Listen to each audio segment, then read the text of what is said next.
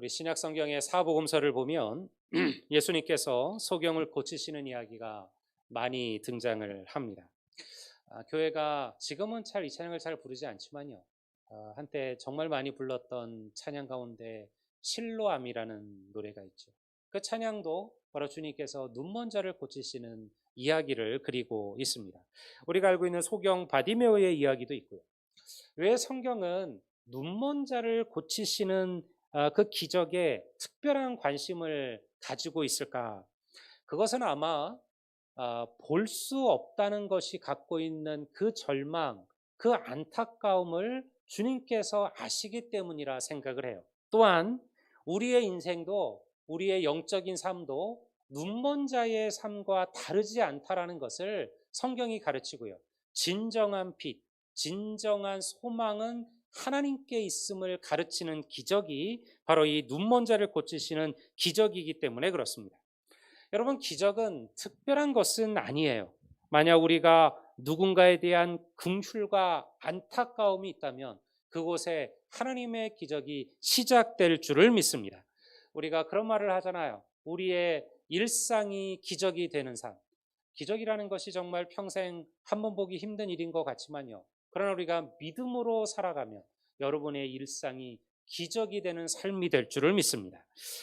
아, 인생에 사실은 가장 중요한 게 무엇이냐? 젊었을 때는 돈이 최고인 것 같고, 또 권력이 최고인 것 같고, 지혜가 최고인 것 같죠.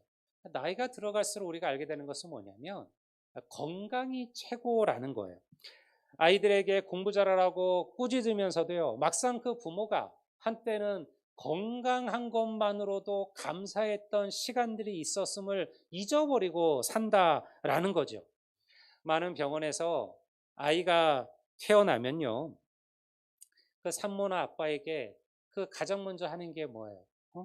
산모님 보세요. 아이 보이시죠? 손가락 10개, 발가락 10개 맞죠? 그 애부터 묻지요. 건강하다라는 거예요. 여러분, 태어난 아이를 보면서 그 엄마나 그 아빠가 이 아이가 어떻게 IQ는 좋나요? 머리는 똑똑한가요?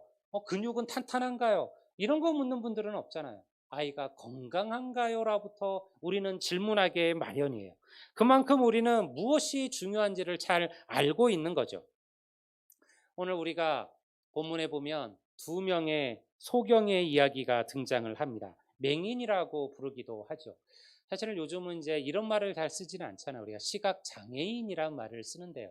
제가 성경대로 또 이 말을 쓰는 의미가 있어요. 시각 장애인이라는 말과 맹인이라는 말이 갖고 있는 의미가 달라요.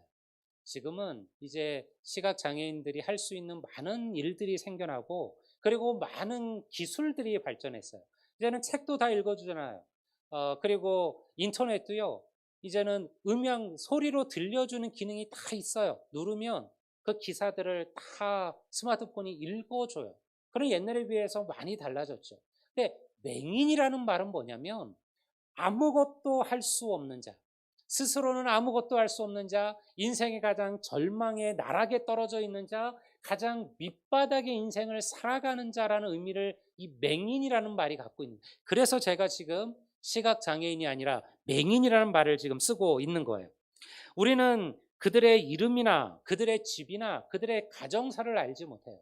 성경은 그저 소경, 맹인 두 사람이 있었다라고 얘기합니다.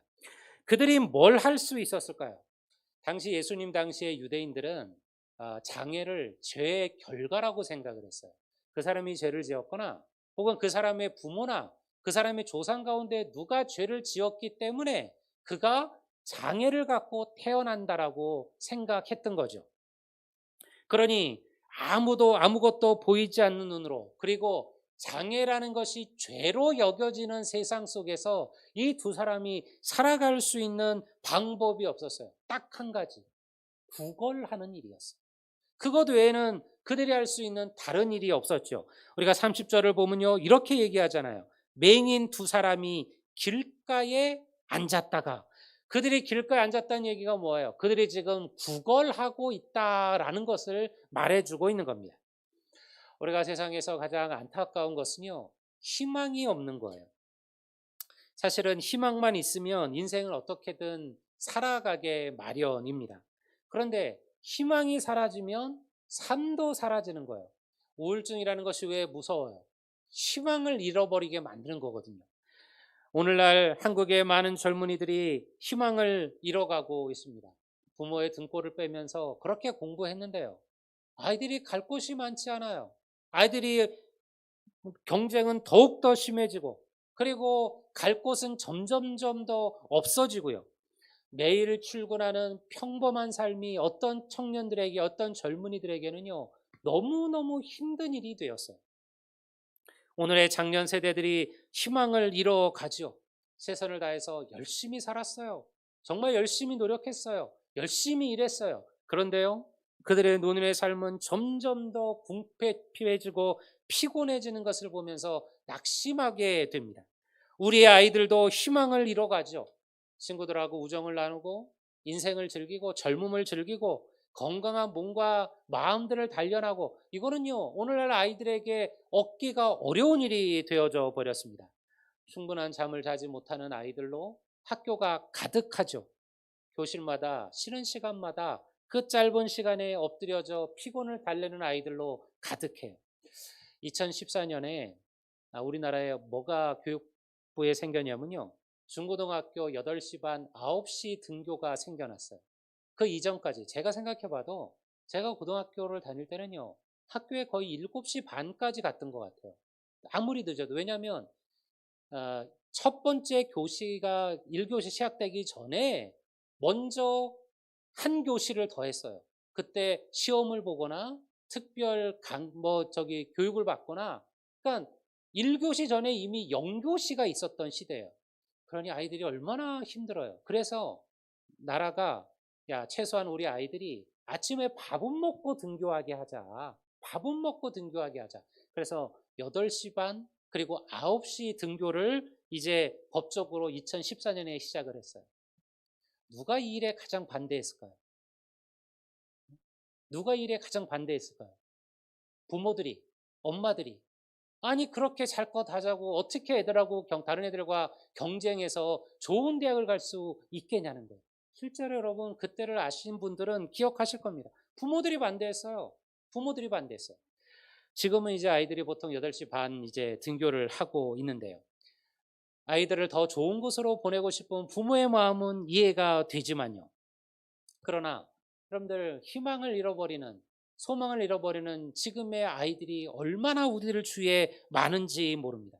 그러니 얼마나 안타까워요. 이 나라가 안타깝고 이 젊은이들이 안타깝고 희망을 잃어버리는 세대들을 보면 안타까운 시대죠. 이러한 세상을 위해서 과연 교회가 무엇을 할 수 있을까? 우리가 오늘 읽은 이 이야기 속에 그 답이 있어요. 2000년 전 이름 모를 그 두 소경은 무슨 소망이 있었을까요? 그들에게는 무슨 희망이 있었을까요? 그들의 삶을 정말 고통스럽게 하는 것은 무엇이었냐면 희망이 없다라는 거죠. 나아질 길이, 나아질 여지가 보이지 않는다라는 거예요. 그것이 그들의 삶을 고통스럽게 했습니다.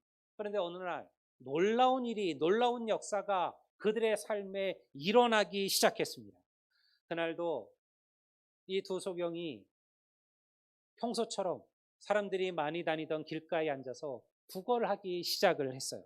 그런데 갑자기 동네가 막 시끌시끌해졌어요. 분주해졌어요. 사람들이 막 볼 수는 없지만 다 듣잖아요.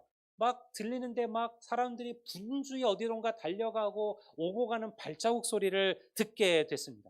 무슨 일이 생긴 거지? 도대체 누가 우리 마을에 왔나? 대제사장이 오셨나? 왕이 오셨나? 아마 그들이 궁금해했어요. 그래서 지나가는 사람을 붙잡고 묻습니다. 도대체 무슨 일이 있길래 이렇게 갑자기 동네가 시끄러운 겁니까? 아이고, 아직 소문을 못 들었어.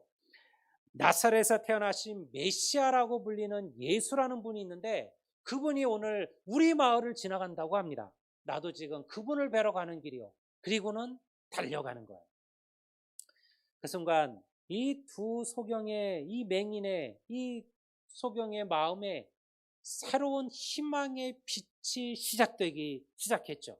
왜냐하면 그들은 지금까지 아무런 희망이 없다고 생각했어요. 그냥 이렇게 살다가 어디선가 죽어갈 것이라 그렇게 생각했죠. 그런데 삶에 새로운 희망의 빛이 일어난 거예요. 왜냐하면 두 소경은 메시아가 누군지를 알고 있었습니다. 수백 년 전부터 그들의 조상들이 그렇게도 갈망해왔던 그 메시아, 만약 예수가, 이 예수라는 사람이 정말 메시아라면 반드시 그분은 우리의 눈을 고쳐주실 것이다, 우리의 삶을 새롭게 만드실 것이라는 그 믿음이 그들 안에 시작되었다라는 거예요. 사랑하는 성도 여러분, 예수 그리스도만이 절망에 빠진 이들에게, 어찌할 바 낙담하는 자들에게 희망과 소망을 주시는 하나님의 은혜의 심을 믿으시기를 주의 이름으로 축원합니다. 믿음이 시작되면요, 하나님의 역사가 따라오는 법이에요. 만약 이 두 소경이 그 예수를 메시아로 믿지 않았더라면요, 과연 그들이 그렇게 간절하게 그 예수를 찾았을까요? 이 두 소경은 한 번도 주님을 본 적이 없어요. 말 그대로 볼 수 없는 소경이잖아요. 그들은 한 번도 주님을 본 적도 없고 그분의 말씀을 들어본 적도 없음에도 불구하고 이것이 그들에게 주어진 마지막 소망이라는 것을 알게 된 거예요. 그래서 어떻게 했다고요? 소리쳐 예수의 이름을 부르기 시작합니다. 30절의 말씀을 다시 한번 제가 읽어보겠습니다. 맹인 두 사람이 길가에 앉았다가 예수께서 지나가신 다음을 듣고 소리질러 이르되 주여 우리를 불쌍히 여기소서 다윗의 자손이여 하니. 소리를 질렀다라는 것이 여러분들에게 무엇을 느끼게 하셔요? 저는 이것은 간절함이라고 생각해요. 여러분, 우리가 간절하면 소리 지르게 되어져 있잖아요. 물에 빠진 자가, 여러분들 물에 빠져서 수영도 못하는 자가 물에 빠졌어요. 지나가는 사람을 봤어요. 어떻게 합니까? 소리 지르죠. 여러분들 도와주소서. 여러분들 도우려면 돕고 말려면 말라고 말하는 사람은 없어요. 아마 온 힘을 다하여 소리를 지를 겁니다. 나를 살려달라고요. 소리를 지른다라는 것은 그 사람이 갖고 있는 간절함을 얘기하는 거예요. 우리는 예수님에 대해서 많은 것을 배웠습니다. 그리고 예수님이 어떤 분이신지도 알아요. 하지만요, 간절하게 주의 이름을 부르는 이들이 많지가 않다라는 거예요. 오늘날 성도들에게 찾아볼 수 있는 안타까움이 뭐예요? 간절함이 없다라는 거죠. 믿음은 부르짖음에서 시작되는 거예요. 두 소경은 예수님을 메시아로 믿었습니다. 그리고 그 믿음을 행동으로 보여주죠. 그들은 눈이 보이지 않았어요. 그러니까 다른 사람들처럼 예수님이 계시다는 곳으로 찾아갈 수 있는 방법이 없었어요. 그들이 할 수 있는 유일한 것은 뭐예요? 소리 지르는 거예요. 예수님께서 그들의 소리를 들어주시기를 바라면서 온 힘을 다하여 간절하게 부르짖는 것입니다. 당시의 상황을 보세요. 지금 수많은 사람들이 예수님 주위에 모여 있습니다. 막 웅성웅성 얼마나 시끄러웠을까요? 한 교실에서 몇 명의 아들만, 10명, 10여 명의 아이들만 떠들어도 선생님의 소리가 들리지 않는데요. 여러분들, 수천 명의 사람에 둘러싸인 예수님께서 어떻게 그들의 소리를 쉽게 들을 수가 있겠습니까? 그러니 이 두 소경은요, 정말 피를 토하듯 소리친 거예요. 이 본문을 여러분들의 머릿 속에 한번 그려보셔요. 이 두 소경이 어떻게 소리쳤을까요? 주님께서 한번 지나가 버리시면 끝이잖아요. 주님이 그 마을에 다시 또 온다는 보장이 없어요. 유대 땅이 얼마나 넓은데요. 예수님께서 몇 번씩 같은 마을을 돌리실 리가 없잖아요. 지금 이 소망을 잃어버리면 그들의 삶의 소망이 끊어져 버리는 거예요. 그러니요, 피를 토하며 외쳤습니다. 얼마나 간절히 부르짖었는지 몰라요. 얼마나 소리치고 부르짖었으면요, 지나가던 사람들이 이 소경을 꾸짖기 시작했어요. 야, 좀 고마해라. 좀 조용히 해라. 여기서 소리친다고 해서 예수님께서 니들의 소리를 어떻게 듣겠느냐. 그러니 이제 좀 잠잠해라. 그렇게 외쳤다. 그렇게 얘기했다라는 거예요. 그들이 얼마나 소리 질렀는가를 보여주는 거죠. 31절을 보십시오. 이렇게 얘기하죠. 무리가 꾸짖어 잠잠하라 하되 더욱 소리질러 이르되 주여 우리를 불쌍히 여기소서 다윗의 자손이여. 그들이 그 꾸짖음을 듣고도 포기하지 않고요, 더욱 소리질러 주의 이름을 부르기 시작했어요. 여러분, 우리도 마찬가지입니다. 왜 예수님께서 그 수많은 병자들 가운데 이 두 사람을 고쳤을까요?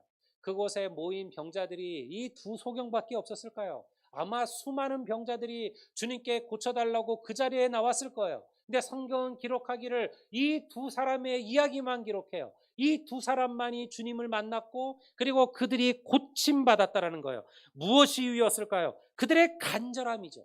여러분, 우리가 간절함으로 주님을 부르면 주님은 반드시 우리의 간구에 응답하실 줄을 믿으시기를 주의 이름으로 축원합니다. 여러분, 그러니 부르짖고 부르짖어야 돼요. 여러분들은 이러한 간절함으로 주님을 찾으시고 불러보셨습니까?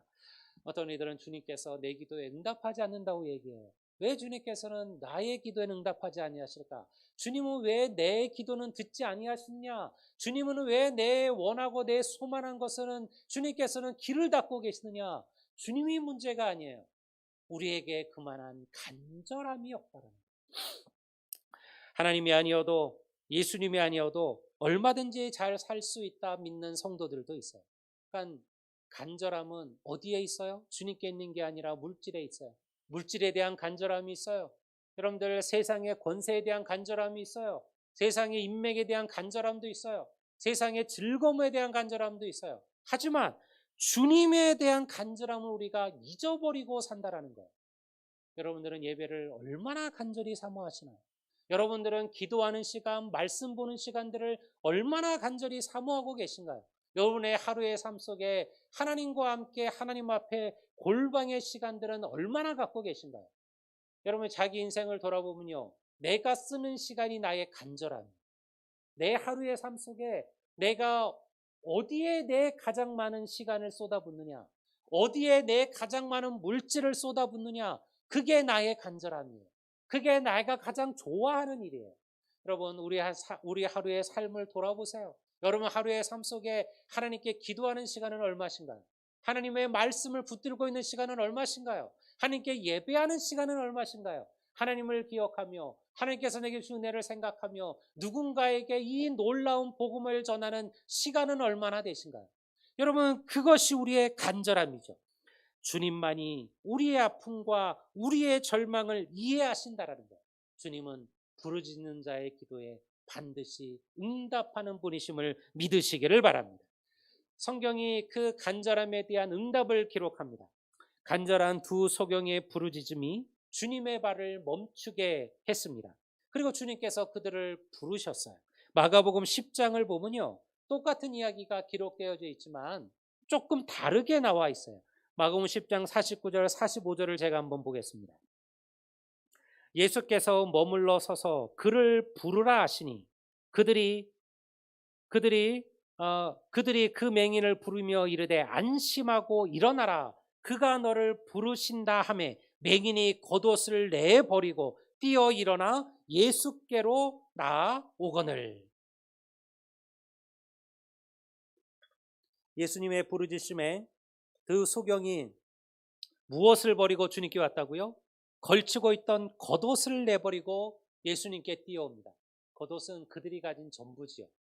겉옷은요, 단순한 겉옷이 아니에요. 겉옷은 그들이 가진 전부예요. 유대인들에게 겉옷이라는 것은 하나의 이불의 역할을 하기도 했어요. 따뜻한 나라였잖아요. 그러니까 물론 이제 밤이 되면 좀 추워지지만요, 가난한 자들은요, 겉옷 한 벌이 전부예요. 밤이 되면 그 겉옷을 덮고 그들의 옷이라는 게 이렇게 긴 천을 둘둘둘 감고 좀 땡겨 올려서 허리를 묶는 옷들이잖아요. 그러니까 옷 자체가 이불의 역할을 하는 거예요. 여러분, 맹인이 자기의 겉을 던져버렸다는 것은 그들이 갖고 있는 모든 것을 다 버렸다라는 것을 말하는 거예요. 그리고 주님께 나아가요. 근데 그냥 걸어가지 않아요. 어떻게 갔다고요? 뛰어갑니다. 볼 수 없는 사람은 절대 뛰지 않죠. 여러분들이 앞을 볼 수 없다 그러면 뛰어가겠습니까? 얼마나 조심해야 돼요. 앞을 볼 수 없는 자가 지팡이로 다 두들겨야 되잖아요. 근데 성경은요, 이 맹인들이, 이 소경들의 마음이 어땠는지를 보여줘요. 주님이 그들을 부르자마자 그들이 덮고 있던 겉옷을 던져버리고 그리고 뛰어갔다는 거예요. 넘어지고 자빠지고 굴러가면서도요, 포기하지 않고요, 주님이 그를 부르신다는 곳으로 그들이 달려가기 시작했어요. 그들을 보신 주님께서 그들에게 물으셨습니다. 너희를 위하여 너희에게 무엇을 하여 주기를 원하느냐? 그들이 뭐라고 답합니까? 주여, 보기를 원하나이다. 여러분, 이 놀라운 믿음의 고백들이 여기에 등장을 해요. 예수님께서는 그들이 정말로 원하는 것이 무엇인지를 알고 계셨습니다. 그럼에도 다시 한번 물으셔요. 너희들은 정말 무엇을 원하느냐? 내가 너희를 위하여 무엇을 해주기를 원하느냐? 그 질문 속에 뭐가 있어요? 너희들이 원하는 것을 내가 능히 할 수 있는 자임을 너희가 믿느냐라는 믿음의 고백을 들으시는 거예요. 니들이 구하는 것, 그것이 눈을 보기를 원하는 거잖아요. 여러분, 사람이 태어날 때부터 소경된 자의 눈을 뜨는 것을 누가 할 수 있습니까? 이거는 하나님이 아니면, 메시아가 아니면 할 수 없는 일이었죠. 근데 이들은요, 기꺼이 그렇게 주님께 답해요. 우리가 보기를 원하나이다. 이것은요, 당연한 부탁이 아니에요. 만약 그들에게 묻는 그가 그저 좋은 선생님 랍비라면, 그리고 또 돈을 가진 어떤 믿음이 좋은 신실한 사람이라면, 제사장이라면 아마 그들은요 이렇게 답했을 겁니다. 우리가 너무 살기가 오늘 하루 굶주렸습니다. 그러니 오늘 하루를 먹을 좀 돈을 주십시오. 아마 그가 좀 더 큰 부자였다면 내가 먹고 살 수 있는, 더 이상 구걸이지 않고도 살 수 있는 그런 물질을 좀 내게 주십시오. 혹은 내가 더 이상 이 길거리에서 이렇게 구걸하지 않도록 내가 살아갈 수 있는 조그만 집을 주십시오. 아마 그들이 할 수 있는 최고의 부탁이었을 거예요. 그런데요, 그들은요, 그걸 부탁하지 않죠. 눈을 뜨기를 부탁했다라는 거예요. 왜? 그들은 예수님이 누구라고 믿는 거예요. 예수님이 능히 그들의 눈을 뜨게 하실 메시아라는 것을 이 두 사람이 믿고 고백했다라는 거예요. 사랑하는 여러분, 하나님의 능력과 하나님의 크신 힘을 의심하지 않으시기를 주의 이름으로 축원합니다. 하나님에게 너무 어려운 일, 너무 큰 일은 없어요. 우리가 구하지 않고 우리가 간절하지 않기 때문에 그 역사를 경험하지 못하는 거예요. 우리가 믿음으로 고백하면 반드시 하나님은 그대로 이루실 줄을 믿습니다. 오늘 우리에게 필요한 게 뭐예요? 바로 이 간절함이라는 거예요. 물을 끓여보면 99도에서 1도만 더하면 물이 끓기 시작해요. 참 신기하죠? 물을 끓여보면 99도가 될 때까지는요, 물이 끓지 않아요. 그 밑에서 막 방울방울이 그 그릇의 밑에 막 붙어 있어요. 그런데 끓지는 않아요. 근데 100도가 되는 순간 그 밑에 붙어 있던 물방울들이 막 위로 떠오르면서 맑은 물이 보글보글보글 끓기 시작을 하죠. 여러분, 단 1도 차이에, 이 1도라는 온도의 차이로 물은 온수와 끓는 물로 나누어지는 거예요. 저는요, 그 1도가 간절함이라고 생각해요. 성도들은 다 99도의 믿음은 갖고 살아요. 우리 모두가요, 99도로는 살아요. 하나님도 필요해요. 예배함이 중요함도 알아요. 그리고 주님이 내게 있어야 됨도 알아요. 하지만 그 1도를 못 올린다는 거예요. 그 1도의 간절함이 우리에게 부족하다라는 거예요. 성도들을 보면, 아, 이제 곧 끓어오르겠구나. 이제 정말 주를 위하여 큰 일을 하겠구나. 여러분, 끓는 물이 얼마나 큰 역사를 일으킵니까? 우리 이 세계의 역사를 바꿨던 산업혁명을 이뤄냈던 그 첫 번째 기술이 뭐예요? 그게 여러분들 증기잖아요, 증기.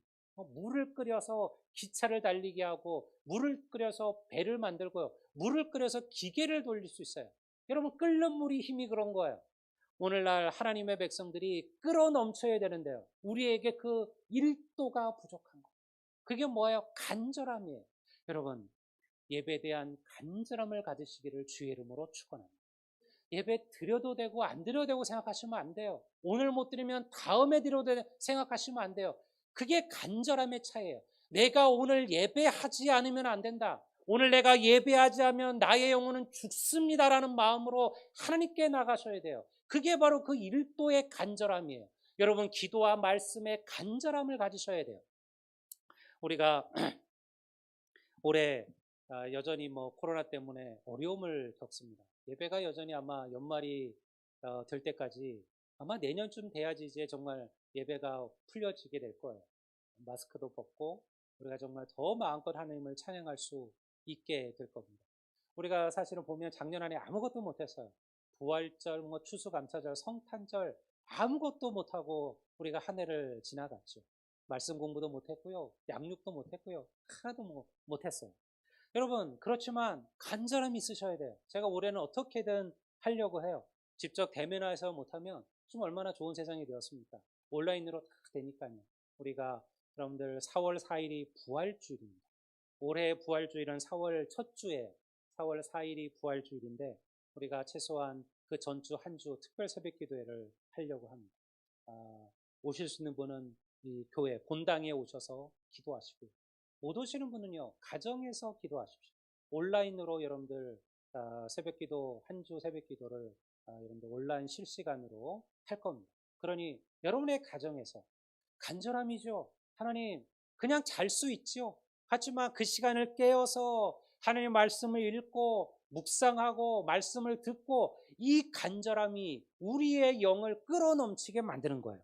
그러니 사랑하는 성도 여러분, 주님을 간절히 찾고 부르짖으십시오. 혹 내 삶에 희망이 보이지 않거나 내 삶이 참으로 어렵거나 내 삶이 캄캄하다고 느껴진다면 그때야말로 우리가 부르짖어야 될 때, 우리가 부르짖으면 하나님은 반드시 그 부르짖음을 들으시고 우리를 불러주실 것임을 믿습니다. 오늘 하나님께서 우리에게 참으로 이 말씀으로 우리의 심령을 새롭게 하시기를 원합니다. 오늘 우리에게 필요한 간절함을 회복하십시오. 여러분, 교회가 부흥되는 것도 다른 데 있는 거 아니에요. 간절함이 있어야 돼요. 성도들 안에 간절함이 있어야죠. 하나님의 교회를 부흥시키고자 하는 간절함이 있어야 돼요. 한 영혼을 보면 안타까운 마음이 들어야 돼요. 내 옆에 알지 못한, 하나님을 알지 못하는 심령들을 보면 어찌할꼬 하는 간절함이 우리 안에 있어야 돼요. 여러분, 그러니까 전도하고, 그러니까 복음을 전하고, 그러니까 예수의 말씀대로 살려고 노력하지 않겠습니까? 그런 교회가 부흥되지 않겠습니까? 하나님께서 오늘 우리에게 이 간절함을 요구하고 계셔요. 오늘 이 두 소경이 그 간절함으로 주님을 만났어요. 그 간절한 부르짖음이 하나님의 마음을 움직였어요. 성경을 보면 하나님께서 그들을 긍휼히 여기셨다. 주께서 그들을 불쌍히 여기셨다. 이렇게 말하잖아요. 간절함은 하나님의 마음을 움직이는 힘이 있어요. 오늘 희망이 사라져가는 세대, 그러나 주의 이름을 부르는 자들에게는 능치 못함이 없다라는 이 말씀을 기억하시고, 그리고 하나님이 원하시는 아름다운 믿음의 열매로 거듭나게 되는 우리 선한 열매교회 우리 모든 성도들이 되시기를 주의 이름으로 축원합니다. 우리 다 같이